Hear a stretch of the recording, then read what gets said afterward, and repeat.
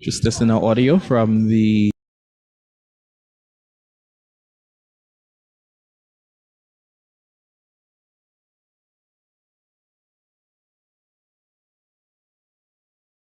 Can hear us okay? Yes, nods, yep, okay, great, thank you very much. Okay, great, fantastic. So first of all, Giovanni Kennery, Assistant Research Officer within the Climate Change section of the Commonwealth Secretariat. And of course, we are indeed pleased to be hosting this event within our pavilion. So without further ado, I believe I would pass over to, is it Elisa Di Stefano as the moderator to take forward from here. Thank you. Good afternoon to everybody. We should have in the room Julia Wolf for the opening remarks. Over to Julia Wolf. Thank you. Hello, everybody, and welcome to the online community as well as the community here at COP26. Today is day 11 of COP26, and plenary is just going on, where you have a lot of country voices talking about the need to double adaptation finance. There's transparency on the table, closing Article 6. So it's really timely to have on the last day of COP, hopefully, this very interesting event, which is hosted and organized together by FAO and this ECRAF C4 organization, and we entitled it Transparency in Agriculture: Can we align country adaptation reporting efforts under the Paris Agreement and the Agenda 2030? So a very pertinent question. And I'd like to just say some framing and welcoming word to the event, and then Elisa will take it forward as the key moderator of the session. So we have some very interesting country voices, which we'll hear later. And we will hear from Cambodia, Malawi, Namibia, Rwanda, Zambia, and also from CGIAR experts and FAO experts.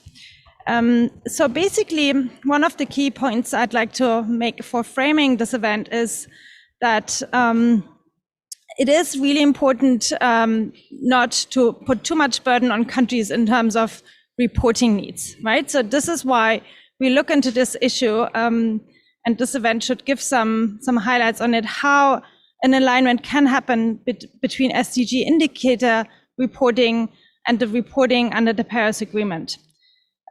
Because we really consider that key. Be aware that linkages, linking adaptation reporting and the use of selective SDG indicators can help in identifying opportunities and leverage existing national monitoring systems to maximize information and reporting at national, subnational, and global levels. I also like to point out that this topic is actually was discussed intensively under the Cornevia Joint Work on Agriculture, which is a negotiation item under the joint agenda item of SEPSTA and SPI, and the specific topic B, resilience.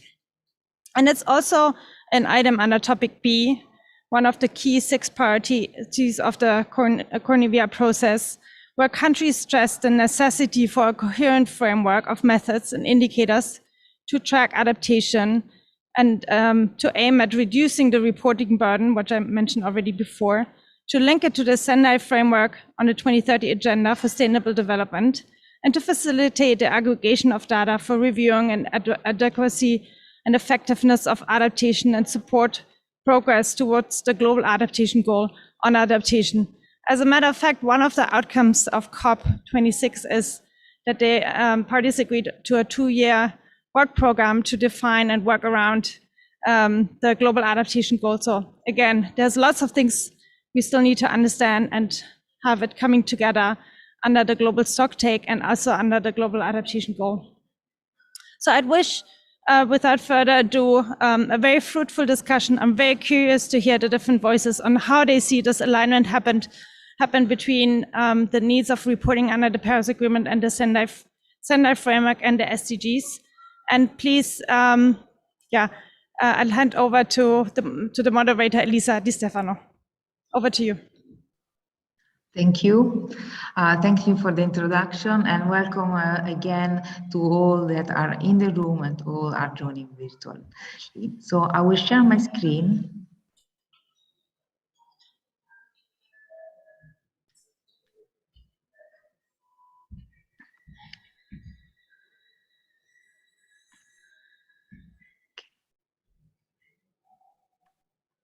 My name is Elisa Di Stefano, and I work at the Environment, Climate Change and Biodiversity Office of FAO, and I'm part of a team managing an aching program called Scaling Up Climate Ambition, Land Use and Agriculture through NDC and NAP. And in this presentation, I would like to trigger the reflection and discussion on the overlap of the monitoring framework under the Paris Agreement and Agenda 2030. The focus will be mostly on the indicators and the FAO custodianship as and how this can serve the purpose of collecting information for the biannual transparency report. FAO is the designated custodian agencies for 21 SDGs indicators, and the methodology and data are currently available for 18 of these. As Albert Einstein highlighted, not everything that can be counted counts, and not everything that counts can be counted. And this is particularly true when we talk about adaptation, resilience, and vulnerability. Which are the linkages between SDGs and adaptation? First of all, I would like to highlight the fact that countries are rolling action on both agendas simultaneously, and these are there are strong linkages since the impact of climate change scenarios should be taken into consideration when setting development targets, and the SDGs goals cannot be achieved without tackling climate change. The Ministry of Environment, Agriculture, our main partners, the ministry, also in addition to the Ministry of Finance and Planning, they play a key role in the implementation of the NAP, the NDCs, and the SDGs. And they have an opportunity, a strategic opportunity, to improve adaptation and development planning. In particular, as we will see in the next slides, there are key SDGs indicators that are relevant for agriculture and adaptation when thinking about reporting. And these are poverty reduction, ending hunger, clean water, climate action, life below water, and life on land. Here, I would like to show the reporting framework of the three conventions that are shaping the global agenda on sustainability, resilience, and development. Under the SDGs, we have 17 goals and several targets. Under the Sendai framework, we have 7 global targets. And in both cases, the M&E framework, the global M&E framework, are managed by an interagency expert working group that is adopted by the UN General Assembly. In the case of the Paris Agreement, the global goal on adaptation is qualitative, and countries define their own targets in their NDCs. Under the transparency framework for action and support, the modalities, procedures, and guidance provide guidance to countries on how to report on mitigation and adaptation.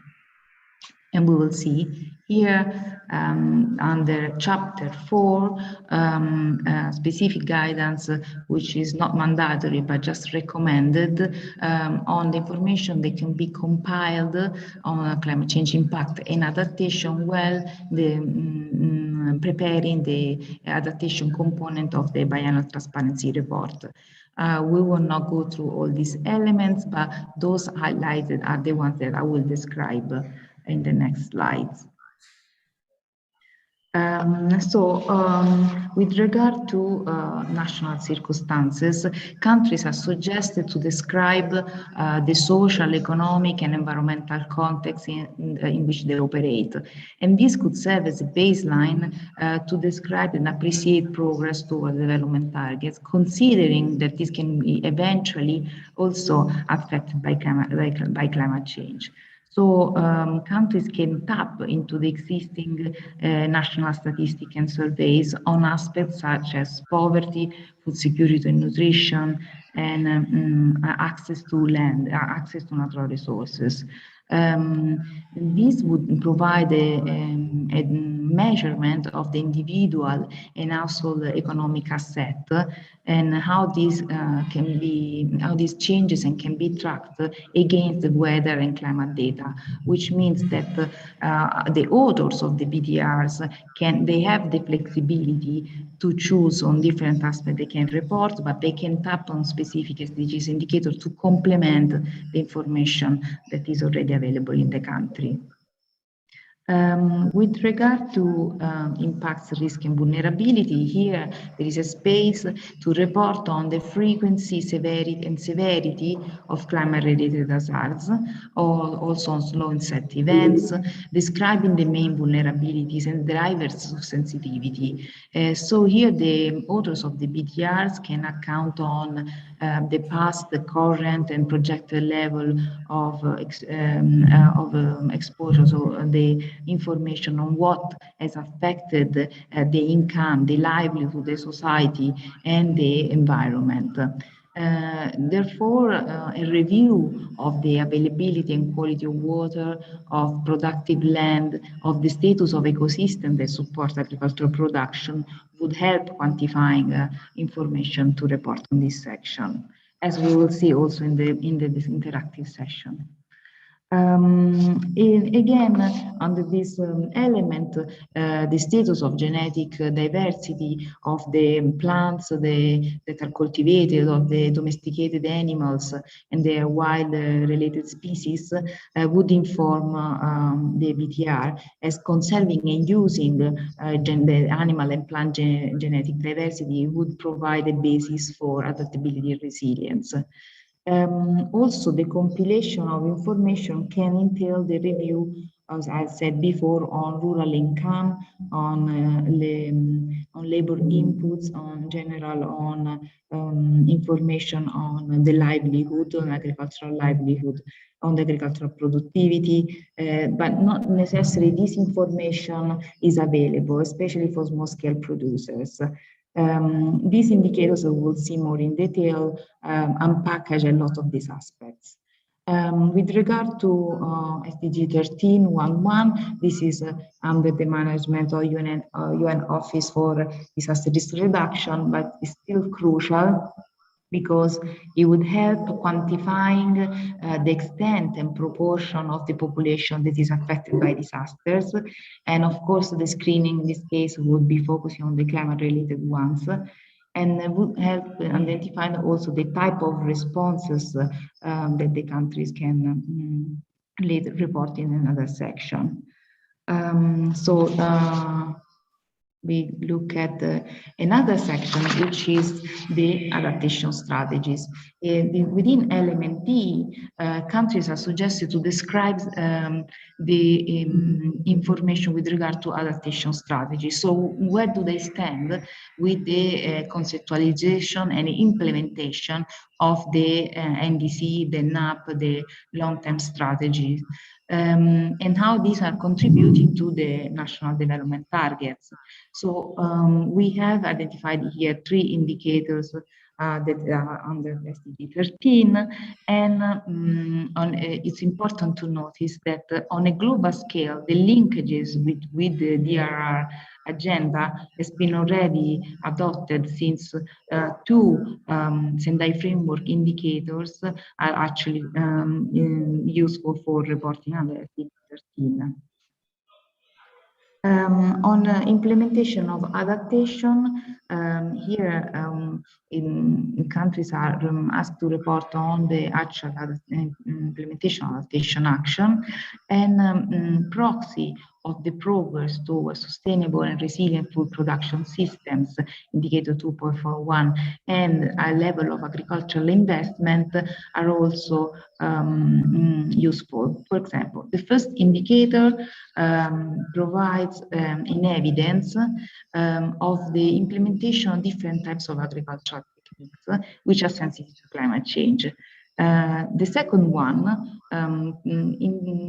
quantifies government expenditure for enhancing the agricultural productive capacity, including investment that can contribute to adaptation.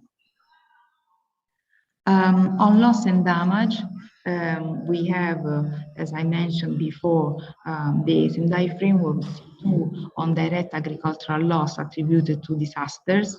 This is a Sendai Framework C2 indicator, and indicator 152, which measured the direct economic loss attributed to disaster in relation to the GDP. In both, there is an assessment of the monetary value of the destruction of physical asset, as well as the changes in production loss, so the changes in economic flows. So to conclude this general overview, the suggestion is to integrate the SDGs indicators when designing M&E system at the national level for reporting on adaptation. Look beyond SDGs 13, as we have seen. Utilize the SDGs information sources, but keep in mind that a complete harmonization of the two agendas may not be feasible nor desirable, since these are different agendas with specific target indicators. So the suggestion is to link the information gathering, utilize, foster coherence, in order to facilitate the development of the reporting system and avoid the duplication of efforts. A lot of this conclusion can be also found on a climate change policy brief developed by GIZ on, in fact, monitoring the national implementation of Agenda 2030, Paris Agreement, the Sendai Framework, and the potential synergies for complementarity. I then here stop sharing my screen, and now we will hear from the countries that we have invited. We have a pleasure to hear from Madame Juliette Kabera. She's the Director General of the Environment Management Authority, REMA, of Rwanda. And she's been interviewed on separate note, since she excused herself, she should not be present today. So if from the event organizer, they can launch the video recording. Ladies and gentlemen, greetings from Rwanda. My name is Juliette. Greetings from Kigali, Rwanda. My name is Juliette Kabera. I'm the Director General of Environment and Climate Change. It's a pleasure to be here with you today for this virtual hybrid event, to share with you Rwanda's NDC, how our priorities, our adaptation priorities, basically actions, and how they contribute to the SDGs. I would like to extend my thanks to the organizers of this event for inviting Rwanda to take part of this very important discussion. Rwanda is increasingly experiencing impacts of climate change. Rainfall has become increasingly intense, and the variability is predicted to increase by 5 to 9%.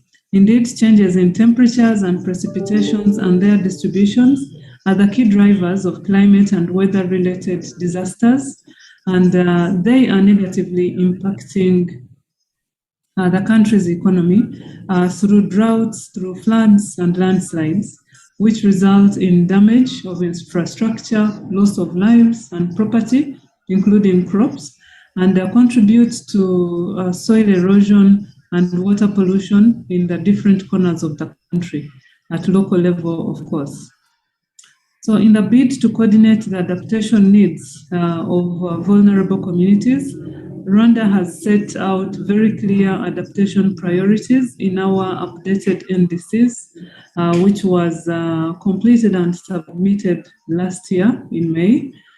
This was in the mid of the COVID-19 lockdown, another indication that the government of Rwanda takes environment and climate change very seriously, that even when we have The very unprecedented events like the COVID-19, the government still pressured on and made sure that we have our NDCs revised and submitted. So the priorities in adaptation under NDCs are in such a way that they are very aligned or very linked to the SDGs. And why is this important? This is very important to prevent fragmented ideas or actually spreading ourselves thin in trying to implement both strategic documents, both the NDCs and the SDGs. So just to give a very short summary or an indication of how we have tried to link both the NDC and the SDGs, I would give an example of our adaptation priority number 1 for Rwanda, which is water. As I alluded to as I started this presentation, a lot of the hazards that we have in Rwanda are related to water. It's either too much water, intense rains, or no water, that is in droughts. Yeah, so here we are concerned with both the quality of the water, but also the quantity of this water.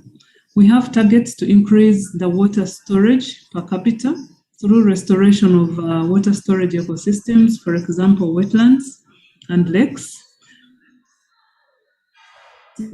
This water, the way we use the water is very important because if we use it unsustainably, that means we are affecting the quantity.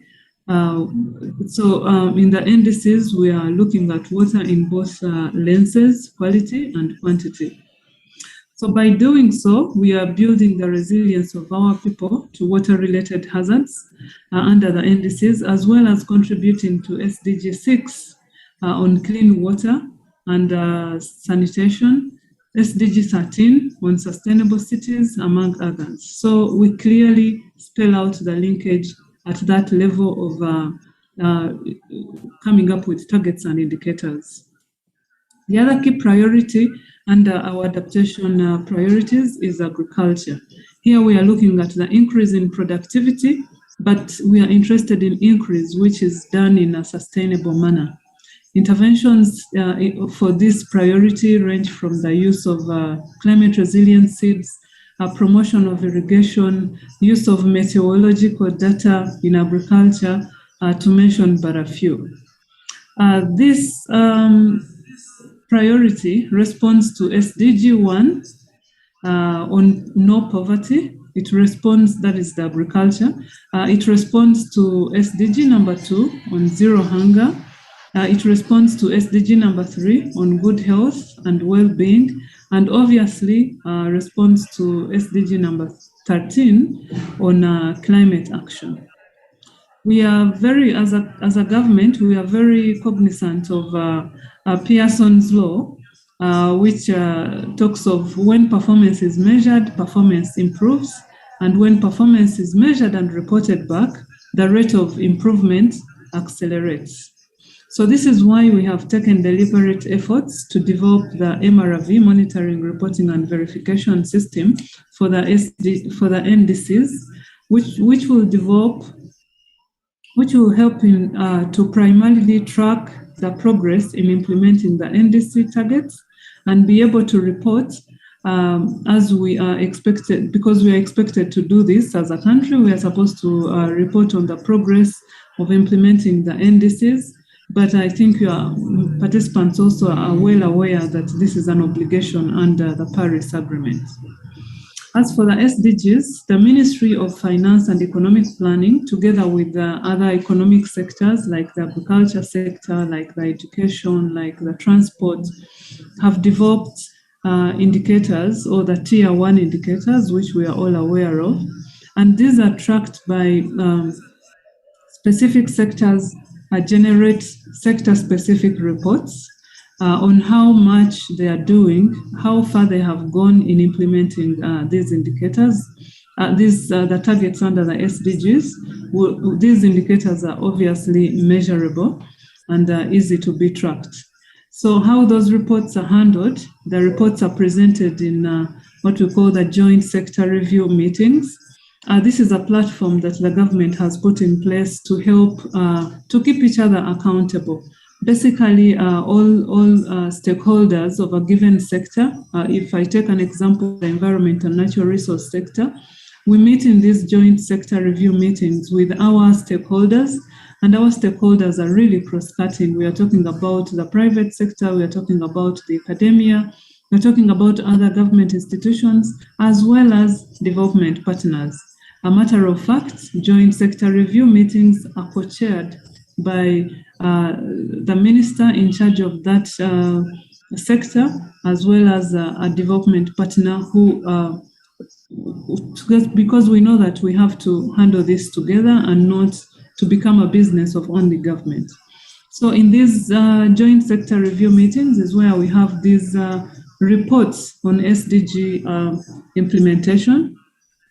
And this has been done over and over. But the key here, and this is where our discussion of today comes in, how do we ensure that these indicators are actually similar so that we don't have kind of reporting on NDC aside and then reporting on SDG aside? That would be cumbersome, and indeed it would, because our sectors would be lost in the processes of reporting, yet they have other day-to-day business to attend to.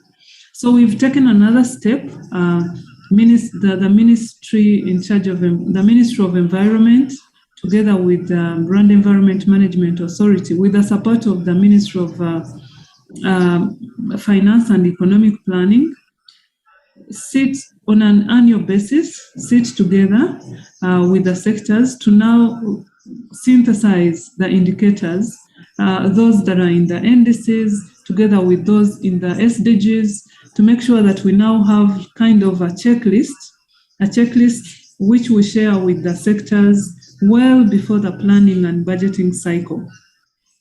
So this checklist now includes both strategic documents, both the NDCs and the SDGs. So when we share this, the sector can actually simply choose to take this and feed it into their planning cycle, and make sure that the budget that is required to invest in implementing of those targets, of those indicators that we have developed together as the Ministry of Environment, as the Rwanda Environment Management Authority, as the Ministry of Finance and Economic Planning, now is tailored to a given subsector, for instance, agriculture. And here we are going to not be, for example, not be tracking productivity alone, but we are going to have areas of including the sustainable bits, because as you may know, food production might be sustainable or not be sustainable. So here we put this together. Yes, we are interested in zero hunger, but we are also interested in climate action. So how do we have the two come together? Is by making sure that we have this in place, we have the resistant seeds, we have the right inputs, agricultural inputs to use, we have the climate data available, and together we are going to reach the food security that we want, but in a very sustainable way. And this is what the agriculture sector is going to be requested to report on when the fiscal year is ending. So this exercise is happening every other year, and we are seeing progress as we go on.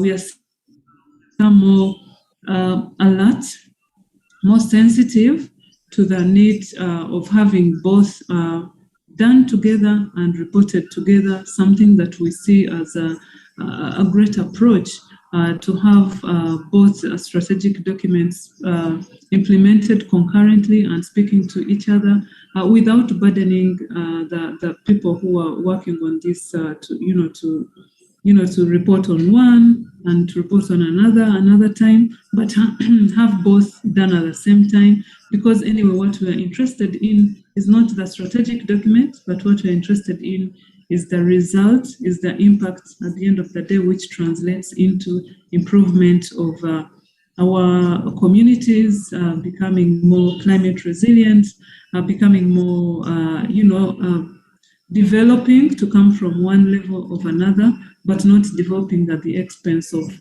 the future generations. Thank you so much.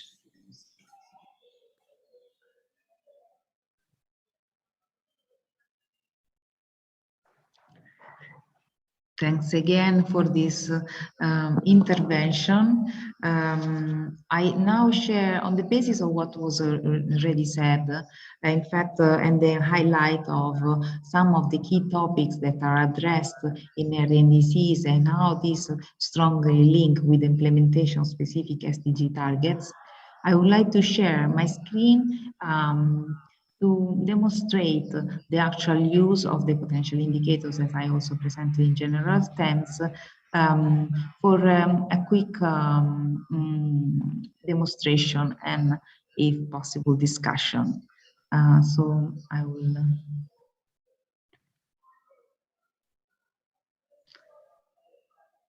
Okay, so we have here listed in these 4 columns 4 elements of the biannual transparency report and the 3 and 4 indicators under SDG 13.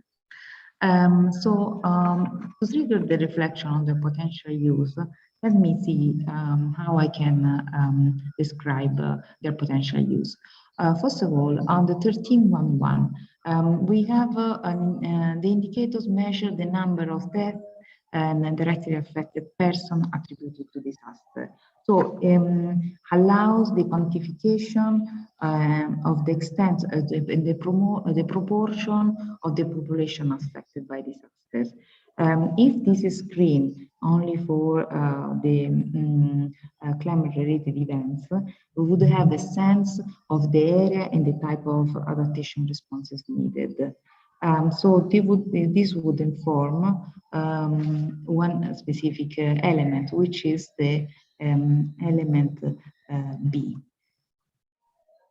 So where the vulnerabilities are, which is the proportion of the population, where is located, which type of livelihood are paying the higher price in terms of climate change. It's key in order to apply these indicators to distinguish between climate and non-climate related disasters. Again, on the SDG 13, we have and countries should report whether they have submitted to UNFCCC and NDCs long-term strategies or not. This would help reporting on the adaptation strategies. Again, number of countries, 13.1.2 measures the number of countries that adopt and implement national disaster risk reduction strategies, and this would inform element B. And here we move from the national level to the local government implementation of the disaster risk reduction strategies, and will help compiling information element D. As we have heard from Rwanda, the use of understanding on the efficiency and sustainability of water use is key. So to ensure, of course, that this is available in the ecosystem, the food systems that provide livelihoods to the forests, the farmers, the pastoralists. So the change in water use efficiency over time is can contribute to provide the information under the element B, because this would also highlight where the areas that are in stress for water use are. And this is complemented, of course, by the indicators as 642, that measure the level stress. So where the withdrawal as a proportion of the available freshwater resource. Again, on loss and damage, we have 152, which I mentioned before, they measure the direct economic loss as attributed to disaster as a proportion of GDP. And the Sendai framework C2 indicator that has a focus on the direct agricultural loss attributed to disaster. These elements can inform both the national circumstances and also information on loss and damage.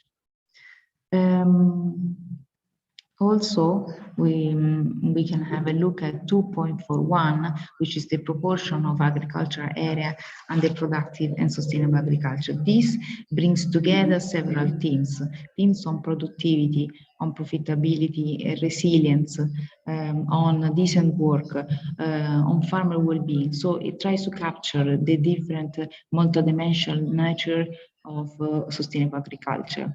Identifying where the productivity is critical for decision making, and also to understand where which are the areas that might face more severe constraints due to climate change. So what type of different techniques, agricultural techniques, are more sensitive to climate change. So 241 could inform even element A or element B. Because it's a composite of different aspects. The number of plant and genetic diversity, the genetic resources, food and agriculture, also, as we said, conserving a wide range of diversity would help responding to issues as emerging diseases, pressure on water, shifting water demand. So these can inform, it can be used to describe adaptation strategies implemented, or the impact, also the impact, risk and vulnerability section. Lastly, the degree of food insecurity and nutrition. These two indicators provide an estimate of the population whose food consumption is insufficient to provide the dietary energy level for a normal and active life. So an undernourished population is less likely to be able to respond to climate change. At the same time, malnutrition coincides very often with diminishing availability of land, increased soil erosion, reduction in the rural areas, reduction of agricultural productivity, and more exposure to frequent and severe weather events. So this can inform, is very likely to inform both element A, national circumstances, as well as level of vulnerability of the population. So I hope this provides a practical example how to use the indicators.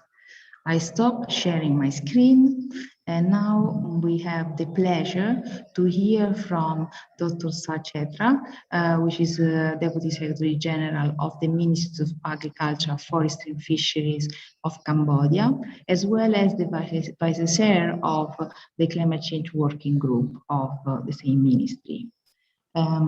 Over to you, Dr. Sachetra. Thank you.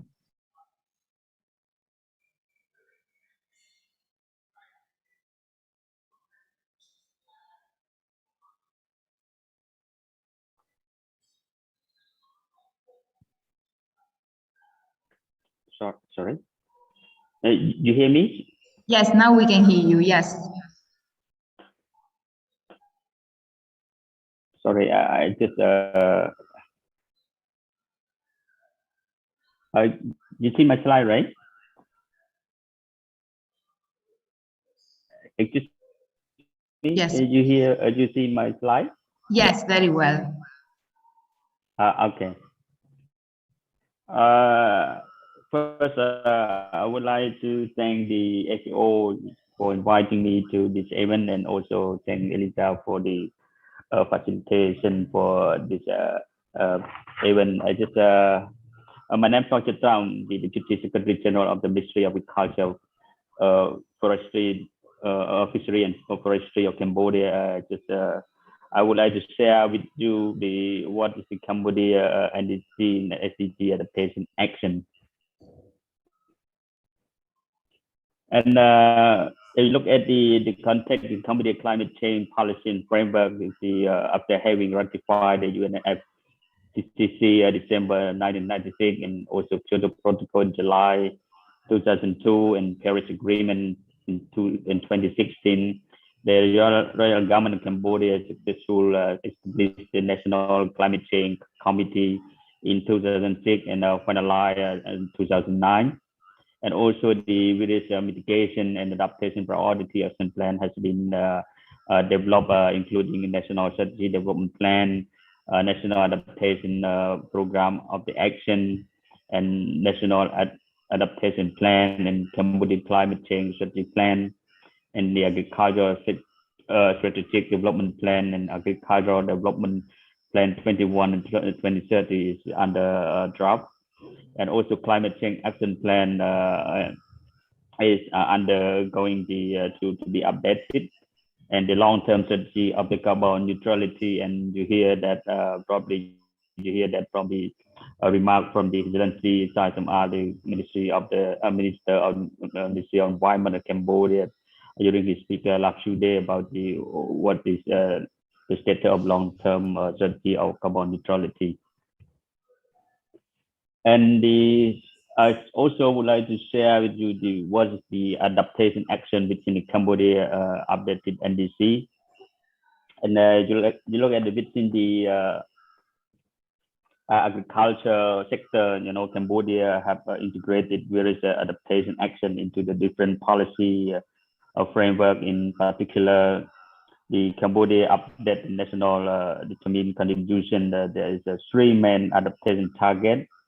And a 14 priority action. You can see the first one, the improvement of the agricultural productivity and diversification agribusiness, including you see under this we have to improve the rice production, pre and post harvest technology, improve horticulture, food crop production, and pre and post harvest technology. For example, we have to adapt to the good agricultural practice gap and development of industrial crop, and also the building climate resilient and cassava production and processing technology, and develop the rubber clone varieties suitable for the agroecological zone and resilient climate change, and the improvement of the support services in capacity building, and R&D to improve the crop variety and respond to and adapt with the climate change, and development of the adoption of resilient variety, and also improve institutional capacity and climate change impact and vulnerability assessment, adaptation measure mitigation related to the rubber sector. And under the promotion of animal production and health, have to improve the breeding technology, promote research capacity on animal genetics, and breed animal feed need to be strengthened to adapt to climate change.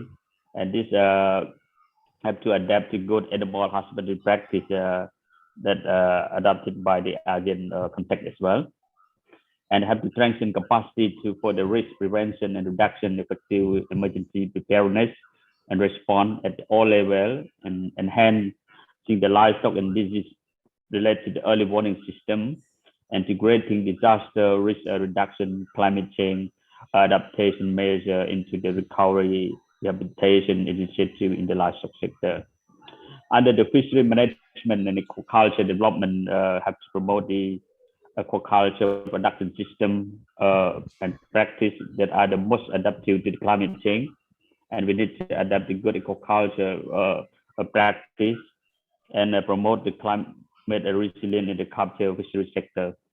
And this kind of thing has contribute to the SDG, and first on the poverty, second zero in hunger, and also the gender equality, and responsible consumption and the production, and also they contribute to the lie below water and also the lie of the land.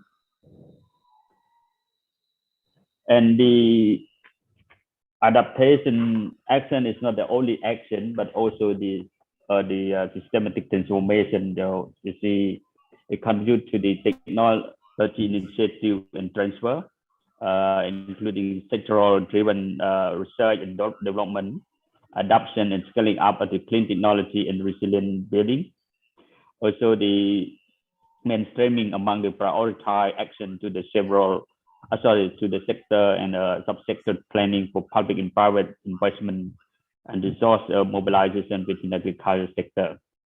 Also, to contribute to knowledge and behavior and to the human capacity that we improve, including research and development capacity and awareness raising of the climate risk adaptation.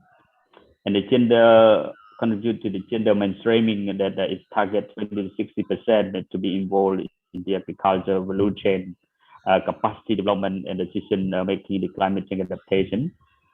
Also engage with the youth that target 5 to 80%, to be involved capacity development related to agriculture value chain, climate change, and technology transfer.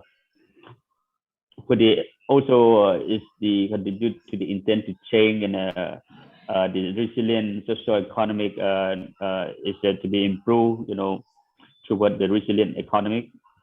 For the mitigation co-benefit, you see that adaptation action are ensured to provide alternative co-benefit to mitigation action.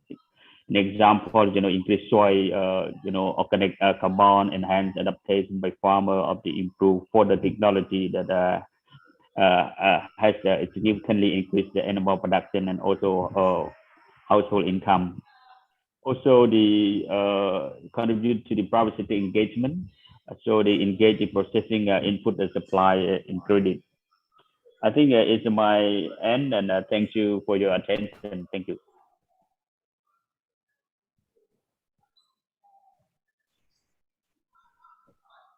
Thanks again for the online participation. We have, and now we jump from Asia to Africa. We have the pleasure to hear on the overview on NDC prioritized adaptation action, their contribution to the SDGs, a very detailed overview from Mr. Kefasi Kamayo. He is the principal land resources conservation officer at the Ministry of Agriculture in Malawi. He also had the previous commitment but was eager to participate, so we recorded his intervention. Thank you for launching the video.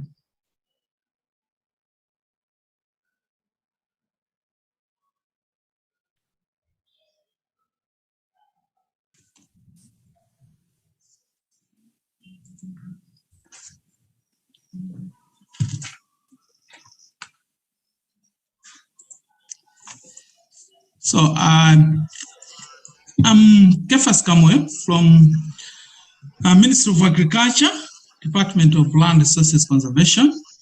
I'm the Principal Land Resources Conservation Officer. I'm presenting on the overview of the Malawi prioritized adaptation actions and their contributions to sustainable development goals, focusing on the adaptation actions related to agriculture sector. So I'll give you the introduction, the prioritized actions, adaptation options, and also I'll conclude. So quickly, Malawi has been experiencing an increase in the frequency, intensity, and magnitude of over the last 2 decades of extreme weather events, vulnerable to floods, droughts, and strong winds. And the country's land and natural resources are heavily utilized and prone to environmental degradation and also highly vulnerable to climate change. Specifically, the agriculture sector has suffered the greatest loss as a result of climate change impacts.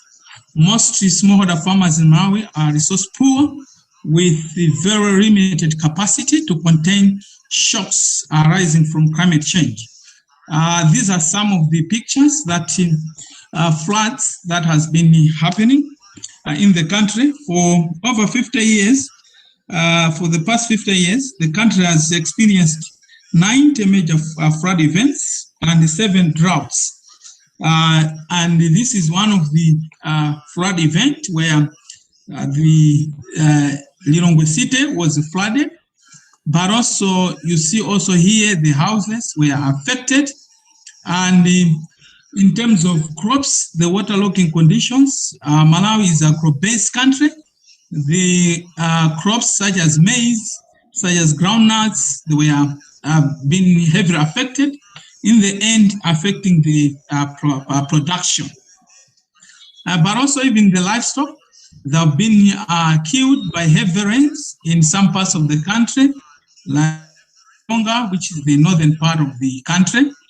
But also we have runoff in the fields, agricultural fields, extreme soil erosion that is taking place because of the heavy rains affecting the agricultural production. Apart from that, the government of Malawi is committed to taking urgent actions to mitigate and adapt to the effects of climate change. As a party to the UNFCCC, the country seeks to contribute to the ambitious goals of limiting temperature rise to 2 degrees with efforts to reach 1.5 degrees agreed under the Paris Agreement. So in terms of Malawi adaptation contribution, prioritized adaptation interventions, and it has developed sector-level performance indicators targets based on the 3 pillars, which is institutional framework, knowledge, technology, and financing, and the resilience of the most vulnerable. So these adaptation options support 3 main objectives. We want to promote an enabling environment to facilitate climate change adaptation, mainstreaming, but also improve capacity for data and information management and sharing, and access to technology and the financing for adaptation. Last but not least, plan and implement adaptation actions towards increased resilience of the most vulnerable Malawians. So the nationally determined contributions has a monitoring and evaluation framework with an elaborated structure for reporting progress nationally and internationally. This framework is aligned to UN SDGs through linkage to SDG indicators and to the National Vision Malawi 2063, where we are looking at an inclusively wealthy and self-reliant nation through the vision's pillars and enablers, provisions, and indicators. This framework is comprehensive because it has got sectoral indicators which have been developed according to which Malawi can monitor and evaluate its progress in meeting its NDC targets through 2040. And this framework describes the institutional arrangements for tracking the progress of the NDC and reporting on its implementation at both national and international level. So what are these prioritized adaptation options that are related to agriculture, livestock, and fisheries? These are some of the measures or options that have got mitigation benefits, especially in addition, they've got mitigation benefits of use of renewable energy sources and promote energy efficiency, but also carbon sequestration and other ecosystem services. Under agriculture and livestock, we have to institute and upscale drought mitigation interventions, which will require the conditional contribution of 35 million, with the unconditional contribution of 20 million. It's about, total it's about 55 million. And these are supposed to be implemented from 2020 to 2025, 2025 to 2030, and 2030 to 2040. We have also to establish locally based plant clinics, establish risk financing and investments, including weather index insurance and other solutions at the national and sub-national levels, inclusive of microfinance and insurance products for smallholder and commercial farmers. So these 3 are aligned to SDG goal number 1, and number 2, as well as number 3, and number 5, up to number 6 and 13, where we are looking at no poverty, zero hunger, good health and well-being, gender equality, clean water and sanitation, but also climate action. Also, even mechanized agricultural production with the targeted support to smallholder farmers. And they have got a funding estimate of $110 million. We have also to establish a grain export processing zones and develop resilient value chains. Apart from that, we want to promote, we are promoting metallic silos and mixer bags for what we call effective grain storage, promotion of proper post-harvest practices to further reduce storage losses, crop and diet diversification through the cultivation of roots and tubers. We are looking at cassava, sweet potatoes, and other drought-tolerant crop cultivars and winter cropping systems using small-scale irrigation technologies such as treadle pumps, drip irrigation, and stream diversions. These are also aligned to SDGs goal number 1, 2, 3, 5, 6, and 13. We have also integrated pest management for migratory pests, which is looking at goal number 3, good health and well-being, and 5, gender equality. We have also promotion of legumes and other multiple impacts, crop for soil fertility improvement and dietary improvement, promotion of drought resilient water, soil and catchment conservation through farmer managed natural regeneration. These are also aligned to SDG 1, 2, 6, and 13. And we have improved livestock husbandry, which is also aligned to these goals, goal number 1, 2, 6, and 13.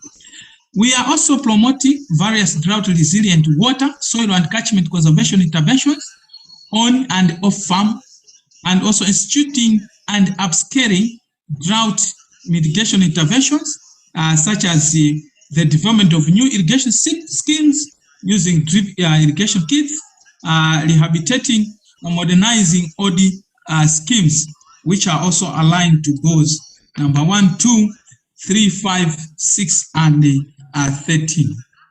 As a country, we are introducing or expanding and scaling up climate-smart agriculture practices, but also crop, livestock, and fish farming intensification and diversification through integrated crop, livestock, aquaculture, forest production systems, improving community participation in seed selection, storage and management, and establishment of community and multiplication seed banks. These are also aligned to the 6 SDG goals, goal number 1, number 2, number 3, number 5, and 6, and 13. We have also to conduct annual assessment of the status of food and nutrition insecurity and biannual smart nutrition survey to measure nutrition security situation, which are aligned to goal number 3, good health and well-being, and goal number 5, gender equality. But also expand Green Belt Initiative. As a country, we're doing Green Belt Initiative, promotion of good animal welfare, healthy and disease control, looking at its 4 goals, goal number 1, 2, 6, and 13. But also strengthening farmer organizations and market engagement. And also we are undertaking as a country what we call Agriculture Development Marketing Cooperation Reforms, ADMAC, to reduce market uncertainty and price volatility, which we are looking at goal number 3 as well as goal number 5. But also promotion of efficient fertilizer use and management, restocking strategic grain reserves, upscaling feed preservations and fodder banks, which are aligned to goal number 1, number 2, number 6, and number 13. But also improving agricultural value addition through agro-processing and improving infrastructure in agricultural value chains, which are aligned to SDGs 1, 2, 3, 5, 6, and 13, which has to be implemented up to 2040. But last, we are looking at provisions of agricultural inputs, subsidy incentives, but also promotion of drought-tolerant and area maturing planting materials, constructing water reservoirs and efficient use of water, but also soil management techniques to improve soil fertility and soil conservation, which have been aligned to SDGs 1, 2, 5, 3, 6, and also 13. So basically, these are the adaptation options related to agriculture that are contributing to the NDCs up to from 2020 to 2040. And in summary, these are the estimated costs for adaptation measures through from 2020 to 2040. So from 2020 to 2025, we are looking at conditional contribution of funding of 656, but also unconditional contribution from 573 million US dollars. And from 2025 to 2030, we are looking at 818 million US dollars for conditional contribution. But for unconditional contribution, we're looking at 738 million US dollars. The last part, 10 years, we're looking at 945 conditional million US dollars for conditional case and unconditional contribution of 817 million US dollars. So in conclusion, Malawi is committed to achieve its NDCs, especially on adaptation, with the collaborated effort with its partners at the domestic level as well as international. So thank you so much for your attention.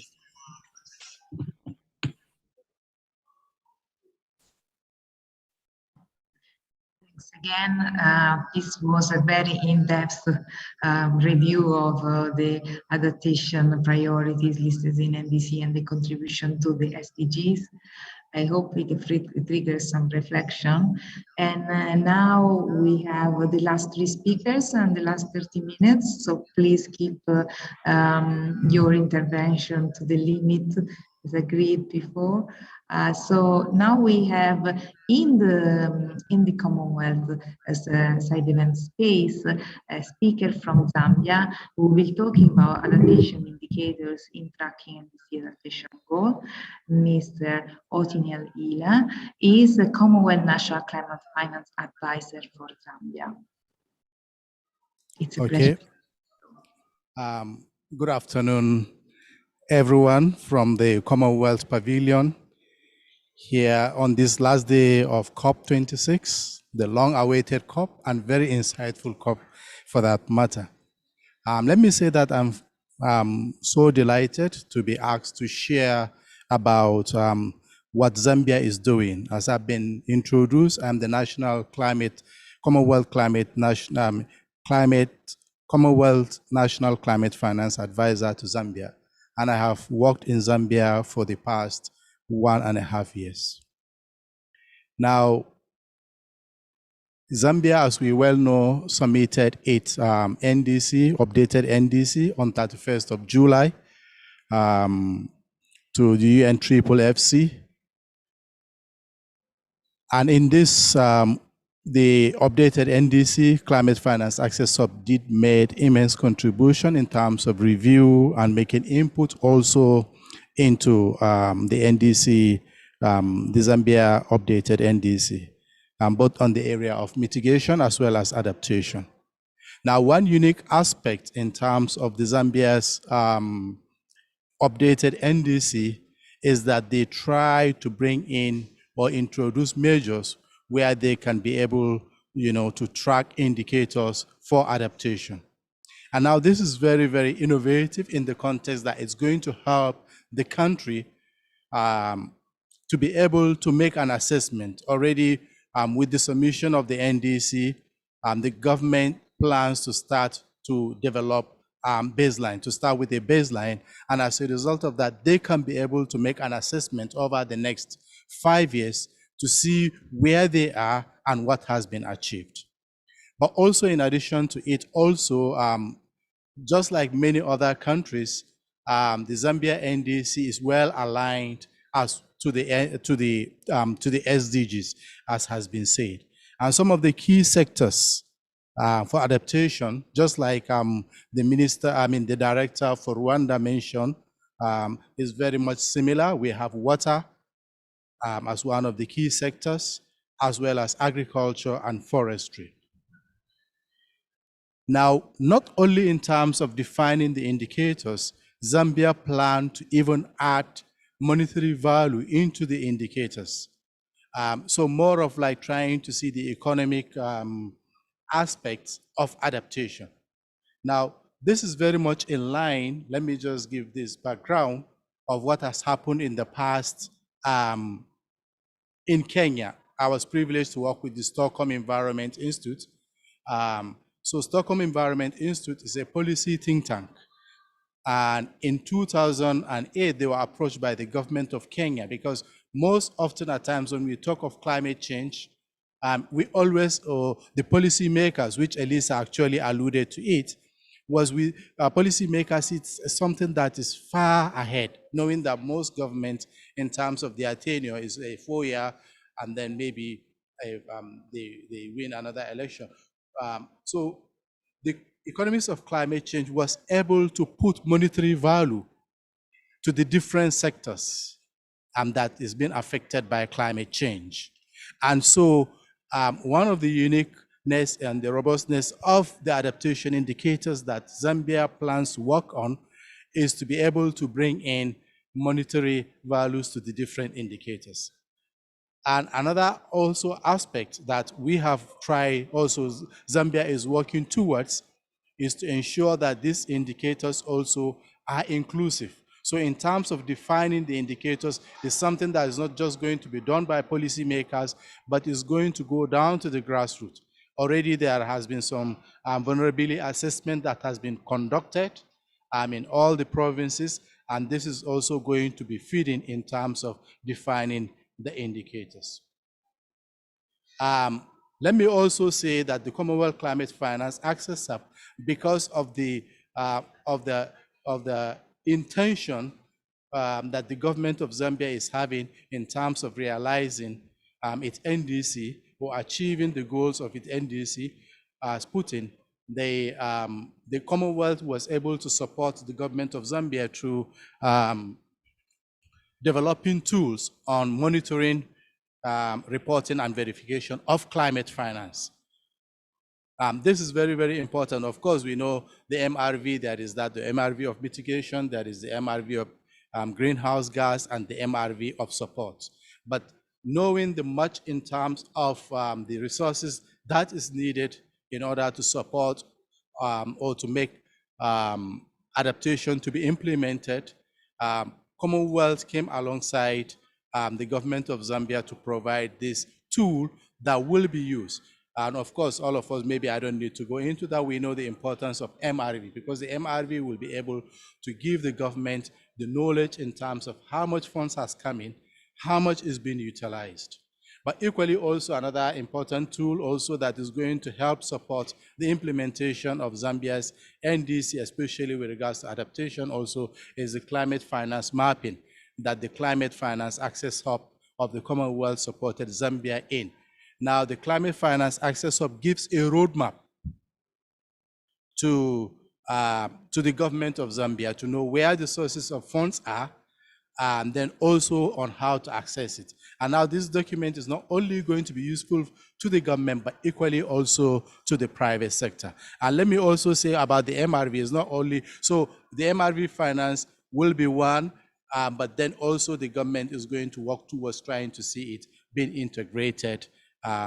So also for the importance in terms of reporting to UNCCC and UNFCCC.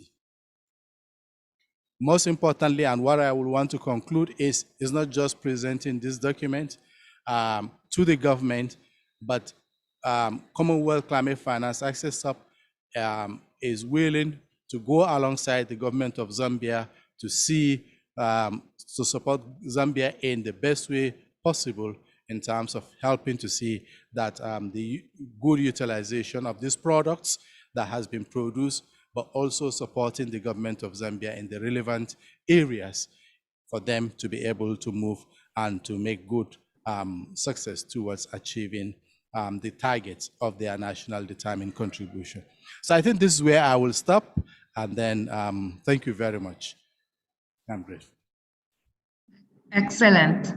So after this overview for several countries, we go back to the international organization and we have a concluding presentation on the expectation versus reality on this effort of aligning the monitoring reporting framework.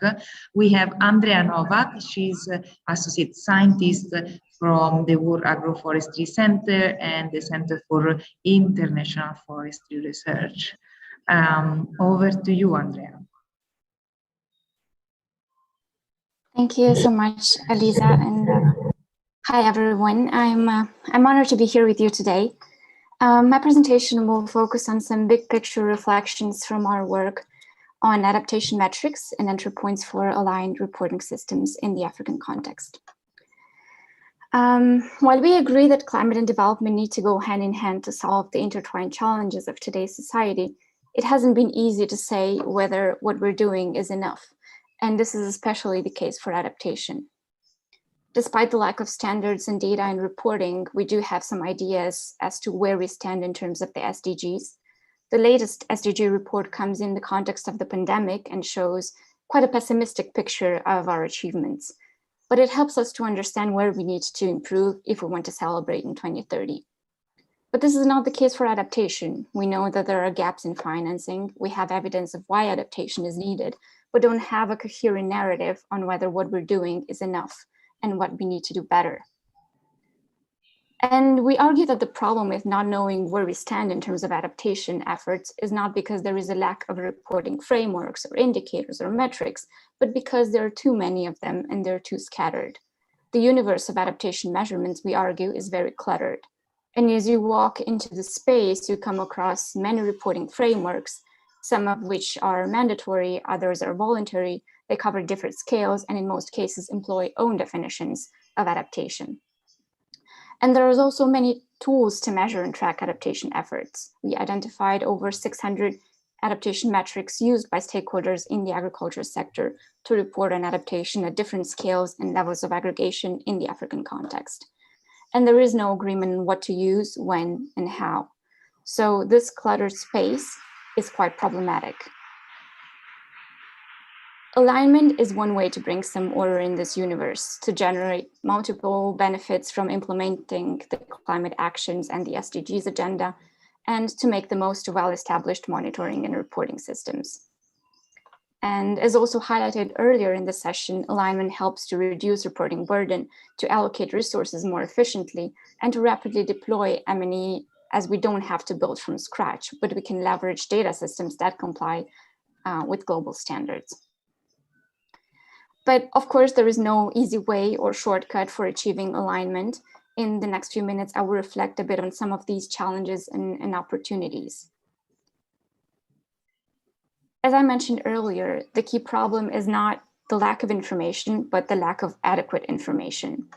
Here we have an example from Tanzania, where we looked at regional and global reporting mechanisms, such as the SDGs, the African Union Biennial Review, and NDC, and assess the extent to which existing national M&E systems for agriculture cover reporting needs.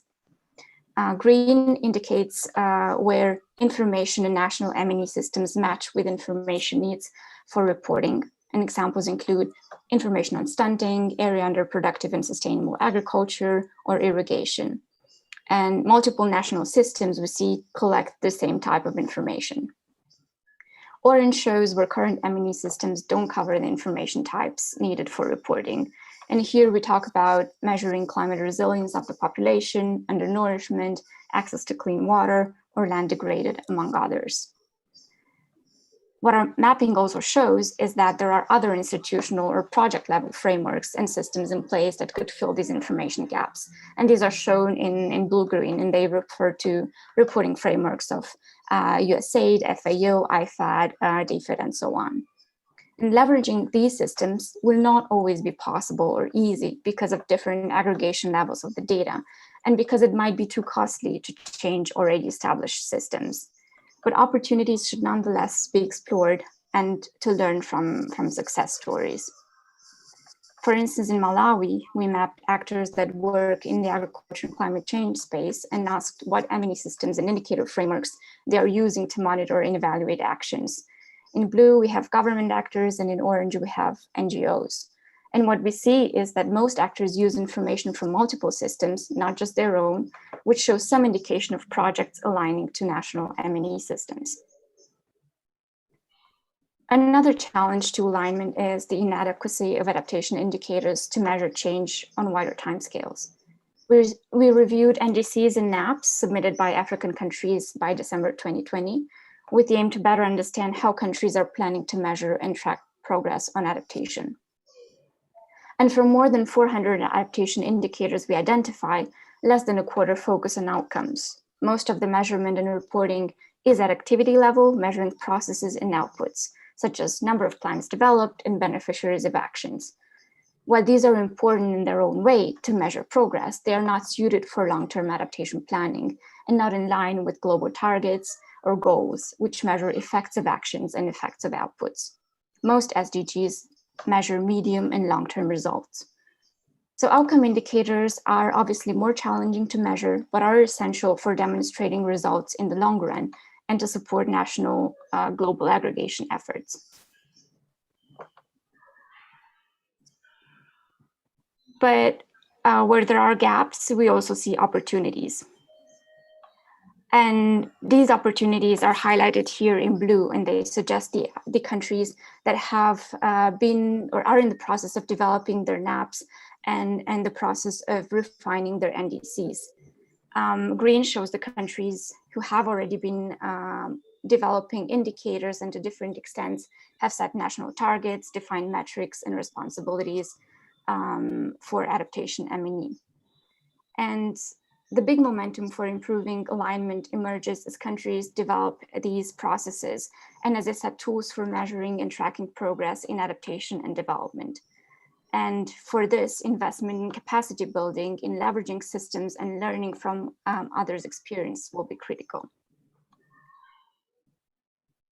And to all these challenges that we've identified, we think that there are some fixes. And as I mentioned, these fixes are not quick and are not cheap, but would help to put climate and development on the same path and increase our ability to know whether we are walking in the right direction and at the right pace.